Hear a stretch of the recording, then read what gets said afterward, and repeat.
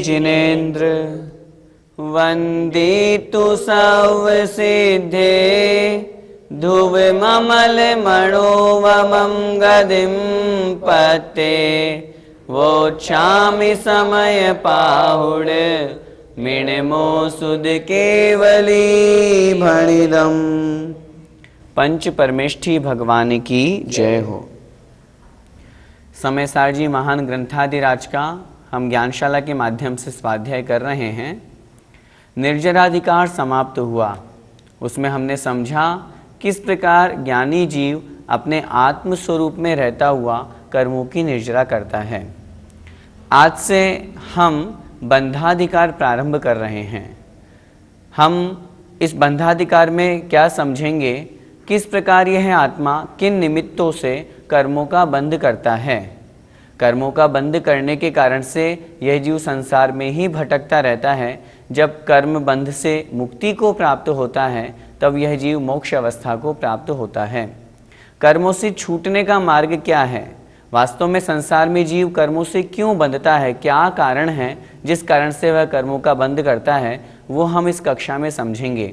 सबसे पहले यहाँ पर आचार्य भगवान 5 गाथाओं के द्वारा दृष्टांत से समझा रहे हैं कि किस प्रकार तेल अर्थात चिकनाई पदार्थ से युक्त होकर के कोई पुरुष यदि किसी मल्ल स्थान पर युद्ध आदि करने के लिए अथवा व्यायाम आदि करता है, शरीर के द्वारा हलन चलन रूप क्रिया करता है, तो धूल मिट्टी आदि से वह चिपक जाता है, अर्थात धूल मिट्टी उसके शरीर को चिपक जाती है।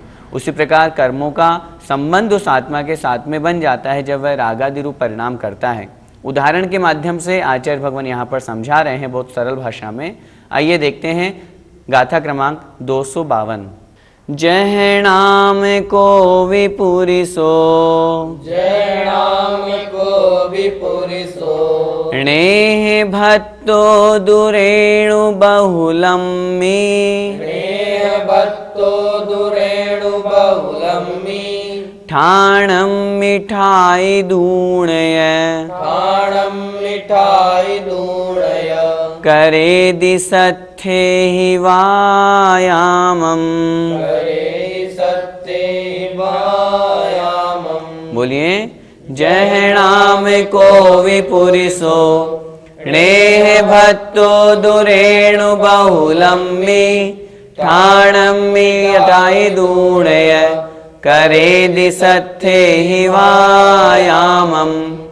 जय नाम को विपुरिसो, नेह भत्तो दुरेणु बहुलम्मी, ठाणं मिठाई दूणय, करे दिसत्थे हि वायामम्।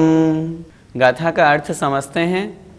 जह नाम को विपुरिसो, जह अर्थात जैसे, जिस प्रकार, नाम नाम वाला, को भी मतलब कोई, पुरुषो अर्थात पुरुष, जिस प्रकार कोई भी नाम वाला पुरुष, नेह भत्तो, नेह का अर्थ होता है स्नेह, स्नेह का मतलब चिकनाई से युक्त पदार्थ तेल आदि लगाकर, भत्तो मतलब ग्रहण करके उससे युक्त हो करके, दो मतलब तो, रेणु बहुलम्मी, रेणु, रेणु का अर्थ होता है धूल मिट्टी, बहुलम्मी अर्थात बहुत हो, जहाँ पर बहुलता से धूल मिट्टी पाई जाती है, ऐसे बहुत धूल वाले स्थान को, आगे कह रहे हैं ठाणम्मी अर्थात स्थान में, स्थान को प्राप्त हो करके, ठाई दूण अर्थात रह करके, स्थित हो करके, यह मतलब और, वह जैसे कोई नाम वाला पुरुष अपने शरीर पर तेल आदि चिकनाई से युक्त पदार्थ लगा करके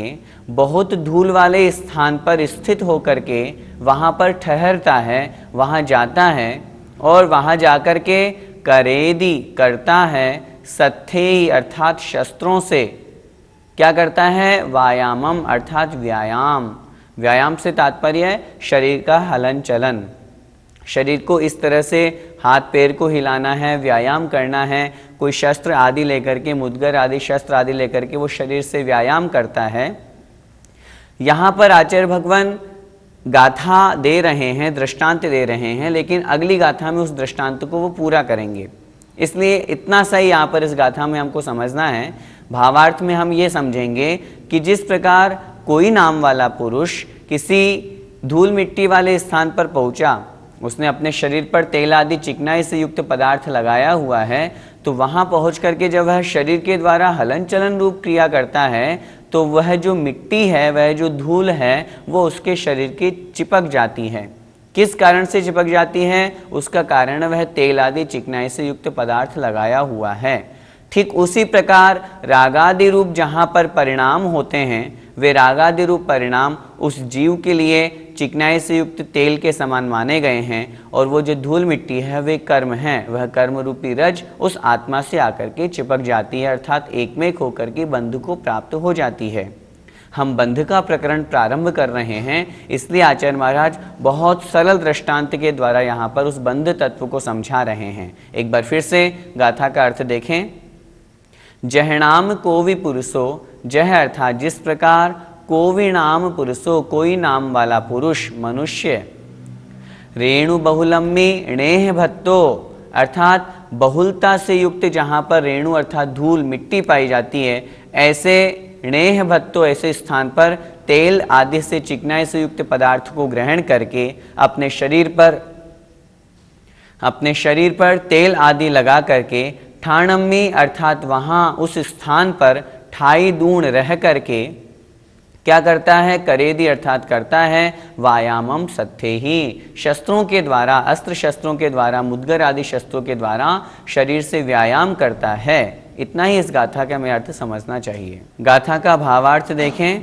जिस प्रकार कोई पुरुष शरीर में तेल लगाकर और बहुत धूल वाले स्थान में रहकर शस्त्रों से व्यायाम करता है।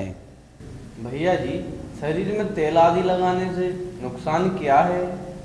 जो चिकनाई से युक्त पदार्थ होते हैं वे धूल मिट्टी को आकर्षित करते हैं। शरीर में तेल आदि लगाने से क्या होता है? जो धूल मिट्टी के रज हैं, कण हैं, वो आकर्षित होकर के उस शरीर के साथ में चिपक जाते हैं। यहाँ ये आचार्य भगवान उदाहरण दे रहे हैं। इस दृष्टांत से हमें दृष्टांत की तरफ बढ़ना है। ठीक उसी प्रकार जब जीव राग आदि विभाव परिणाम करता है, राग द्वेष मद लोभ मोह, ये जितने भी कषाय रूप मोह रूप परिणाम हैं, इस तरह के भाव जब जीव करता है तो कर्म रूपी रज उन जीव के रागादि भाव रूपी तेल का निमित्त प्राप्त करके उस आत्मा से चिपक जाती है। अर्थात जीव के बंध होने में रागादि भाव कारण बनते हैं। राग द्वेषादि भाव के कारण से कर्म वर्गणाएं कर्म रूप में परिणत होकर के आत्मा से एक में एक संबंध को प्राप्त हो जाती है। यही सबसे बड़ा नुकसान है। सामान्य से जब दृष्टांत की अपेक्षा से देखते हैं तो वह शरीर जो चिकनाई से युक्त तेल आदि लगा करके बड़ा सुंदर था, वह रेणु अर्थात धूल से लिपट जाने से मलिनता से युक्त हो जाता है। ठीक उसी प्रकार आत्मा भी रागादि विभावों के कारण से कर्मों का बंध करके मलिन हो जाती है। इस गाथा का पद्यानुवाद देखते हैं।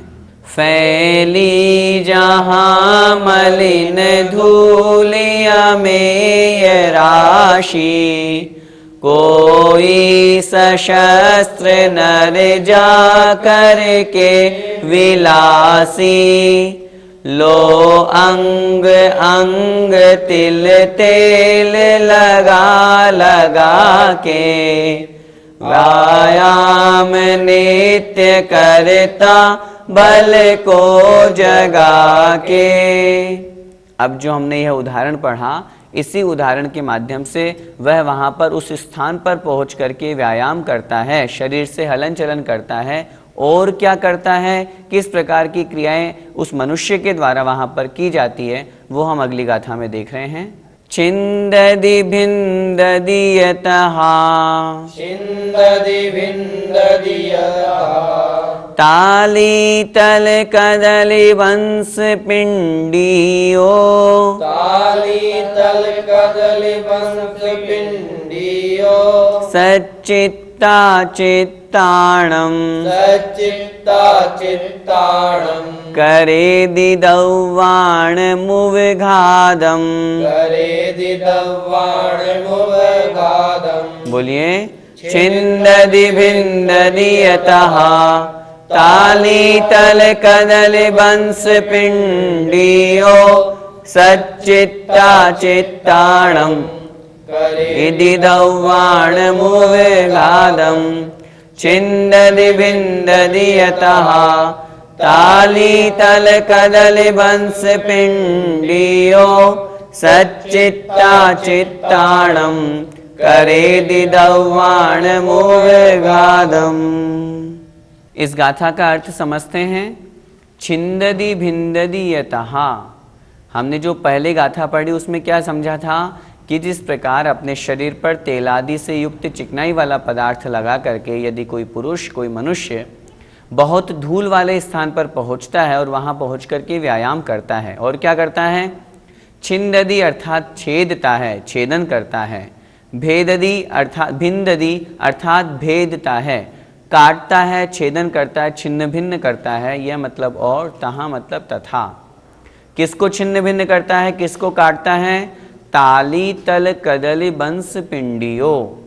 ताली अर्थात ताड़ के जो वृक्ष हैं, तल से तात्पर्य तमाल अर्थात तंबाकू के जो पौधे हैं, पेड़ हैं, कदली अर्थात केले के जो पेड़ हैं, बंस अर्थात बांस के जो पेड़ हैं, पिंडियो मतलब समूह है, इन वृक्षों के समूह को वह छेदन करता है, भेदन करता है।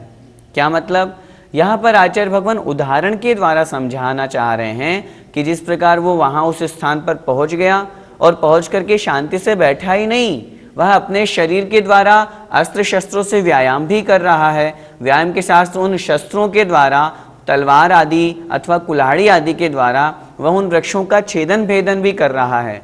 मात्र इन्हीं वृक्षों से यहाँ तात्पर्य ऐसा नहीं कि इन्हीं वृक्षों का, ये तो उदाहरण मात्र दे रहे हैं। जिस प्रकार इन वृक्षों का, ऐसे आदि अनेक वृक्षों का वह पुरुष वहां जाकर के छेदन भेदन करता है।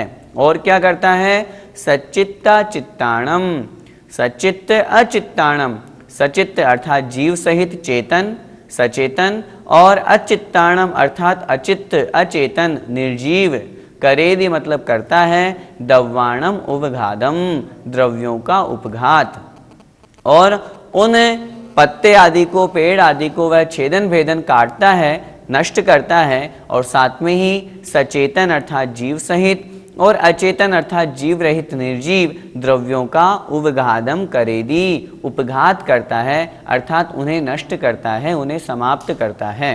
क्या मतलब, आचार्य भगवान उसी पुरुष का उदाहरण और आगे बढ़ा रहे हैं इस गाथा में, और कह रहे हैं वह वहां पहुंच करके सिर्फ शस्त्रों से व्यायाम ही नहीं करता, अपितु उन शस्त्रों के द्वारा, फिर से देखें गाथा का अर्थ, छिन्दति छेदन करता है, भिन्दति अर्थात भेदन करता है, यह मतलब और, तहाँ मतलब तथा, तथा वह वहां पहुंच करके ताली तल कदली बंस पिंडियो, ताली अर्थात ताड़ का पेड़, तल अर्थात तमाल तंबाकू का पेड़, कदली अर्थात केले का पेड़, और बंस मतलब बांस का जो पेड़ है, इनके समूह को वह मनुष्य, वह पुरुष छेदन करता है, भेदन करता है, काटता है, नष्ट करता है।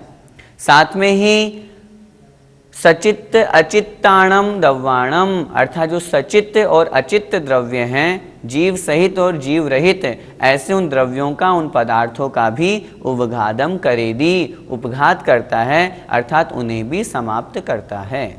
इस गाथा का भावार्थ देखें, और ताड़, तमाल, कदली अर्थात केला और बांस के समूह को छेदता है और भेदता है। छेदन भेदन करने का तात्पर्य नष्ट करता है, काटता है, तथा सचित्त और अचित्त द्रव्यों का उपघात करता है। जिस प्रकार वह पुरुष वहां पर उन द्रव्यों का उपघात कर रहा है, उसी प्रकार यह जीव संसार में राग द्वेष आदि करके कर्मों का बंध करता है। इस बात को, दृष्टांत को आचार्य भगवान अगली गाथाओं में समझाएंगे। भैया जी, वर्ण का क्या स्वरूप है? आत्मा में पूर्व से ही बैठी हुई विस्तृतोपचय रूप से जो कार्मण वर्गणाएं हैं, वे जो आत्मा से चिपक जाती हैं, कर्म रूप में परिणत हो जाती है, उसी का नाम है बंध। सामान्य रूप से एक और परिभाषा से हम समझें, कार्मण वर्गणाओं का कर्म रूप में परिणत हो जाने का नाम है बंध। और अगर हम सामान्य से समझें तो जब आत्म प्रदेशों में कार्मण वर्गणाएं कर्म रूप आकर के एकमेक हो जाती है, एकमेक हो जाने से तात्पर्य जैसे दूध और पानी एकमेक हो गया, दोनों में अखंडता है, जिस स्थान पर दूध है उसी स्थान पर पानी है, उसी प्रकार जिस स्थान पर आत्मा है उसी स्थान पर कर्म का परमाणु है, कार्मण वर्गणा भी है। दोनों एक क्षेत्रावगाही हैं। आचार्यों ने इन दोनों के संबंध को संश्लेष संबंध कहा है। एक मेक जहां होता है, जहां दोनों में दिखने में, अथवा जैसे कि यहां बताया गया एक क्षेत्रावगाह, जिस प्रदेश पर आत्मा है उसी प्रदेश पर कर्म भी हैं। दोनों में कोई भेद नहीं है, प्रदेश भेद नहीं है, वह एक क्षेत्रावगाह संबंध कहलाता है। इस प्रकार का जहाँ संश्लेष संबंध होता है वही कर्मों का बंध कहलाता है। भैया जी, पुद्गल की वर्गणाएं कितने प्रकार की होती हैं? पुद्गल की 23 प्रकार की वर्गणाएं होती हैं। शास्त्रों में लिखा है जो पुद्गल द्रव्य है उसकी 23 प्रकार की वर्गणाएं हैं। उन 23 प्रकार की वर्गणाओं में से हमारे 5 प्रकार की वर्गणाएं काम आती है। वे 5 प्रकार की वर्गणाएं कौन कौन सी हैं?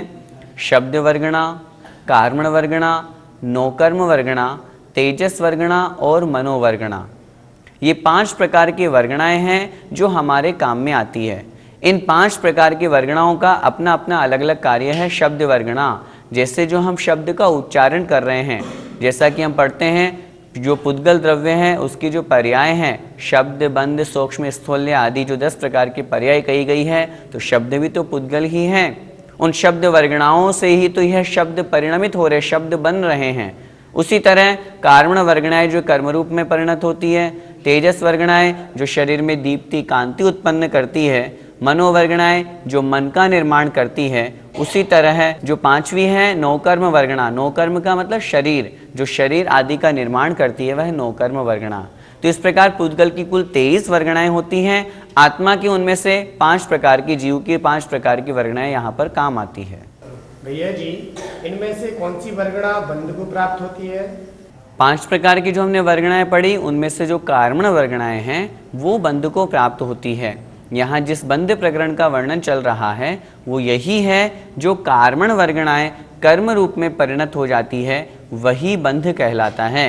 जीव के राग द्वेष आदि विकारी भावों का निमित्त प्राप्त होता है और इन वर्गणाओं का स्वभाव है। ऐसा नहीं समझना कि कोई ऐसी शक्ति होगी या कोई ऐसा कोई बैठा होगा संसार में जो जैसे ही कोई जीव कोई कार्य करेगा, कोई भाव करेगा तो ये वर्गणाओं को वो उसके चिपका देगा। ऐसा नहीं है। इन कार्मण वर्गणाओं का स्वभाव है। कहाँ पर है ये कार्मण वर्गणाएं? पूरे तीनों लोक में। तीनों लोकों का एक भी प्रदेश ऐसा नहीं है जहाँ पर ये कार्मण वर्गणाएं ना हों। उन कार्मण वर्गणाओं से युक्त तीनों लोकों में जीव भरे हुए हैं। जहाँ जीव जिस तरह का राग द्वेष आदि योग रूप प्रवृत्ति करता है उसी समय ये कार्मण वर्गणाएं उस आत्मा के साथ में एक में एक संबंध को प्राप्त हो जाती है, वही बंध कहलाता है।